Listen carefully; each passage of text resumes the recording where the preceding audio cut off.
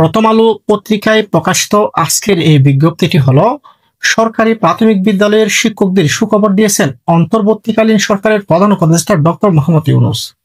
অতি দ্রুতই ৬,৫০০ পূর্ণ প্রধান শিক্ষক পদে নিয়োগ দেওয়া হবে বলে জানিয়েছেন তিনি। মঙ্গলবার রাতে জাতির উদ্দেশ্যে দেওয়া ভাষণে এই ঘোষণা দেন প্রধান উপদেষ্টা।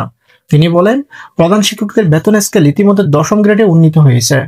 সেই সঙ্গে ৬,৫০০ প্রধান শিক্ষক নিয়োগের প্রক্রিয়া শুরু হয়েছে। ডক্টর ইউনূস বলেন, সব স্কুলে মাল্টিমিডিয়া প্রজেক্টর বসানো হয়েছে। যেসব এলাকায় এখনো পর্যন্ত বিদ্যুৎ পৌঁছায়নি সেখানে সংযোগ দেওয়ার কাজ চলমান। পাশাপাশি নতুন স্কুল ভবন নির্মাণে নারী স্থপতিদের অন্তর্ভুক্ত করা হয়েছে। এর মধ্যে সরাসরি নিয়োগযোগ্য পদ ২,৬৪৭টি।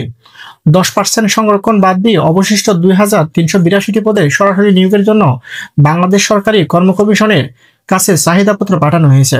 অতি দ্রুত এই বিষয়ে নিয়োগ বিজ্ঞপ্তি প্রকাশ করা হবে। এছাড়া সহকারী শিক্ষক পদ থেকে পদোন্নতির মাধ্যমে ৩১,৪৫৯টি পদ পূরণের পরিকল্পনা রয়েছে, যা একটি চলমান সিভিল আপিল মামলার নিষ্পত্তির পর কার্যকর হবে।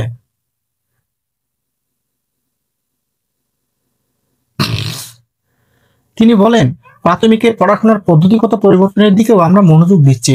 সব স্কুলে ইন্টারনেট সংযোগ ও মাল্টিমিডিয়া শ্রেণীকক্ষের তৈরির নির্দেশ দেওয়া হয়েছে। পার্বত্য চট্টগ্রামের কমপক্ষে ১০০টি স্কুল এই বছরের মধ্যেই ই-লার্নিং চালু হবে। ঢাকা চট্টগ্রামের অভিজ্ঞ শিক্ষকরা প্রযুক্তির সহায়তায় এসব স্কুলে শিক্ষকতা করে সেখানকার শিক্ষক ঘাটতি পূরণ করবেন।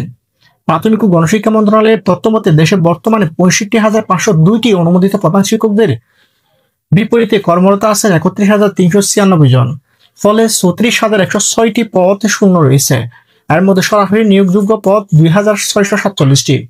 10% সংরক্ষণ বাদ দিয়ে অবশিষ্ট 2,382টি পদে সরাসরি নিয়োগের জন্য বাংলাদেশ সরকারি কর্ম কমিশনের পিএসসি কাছে চাহিদাপত্র পাঠানো হয়েছে। অতি দ্রুত এ বিষয়ে নিয়োগ বিজ্ঞপ্তি প্রকাশ করা হবে। এছাড়া সহকারী শিক্ষক পদ থেকে পদোন্নতির মাধ্যমে ৩১,৪৫৯টি পদ পূরণের পরিকল্পনাও রয়েছে, যা একটি চলমান সিভিল আপিল মামলার নিষ্পত্তির পর কার্যকর হবে।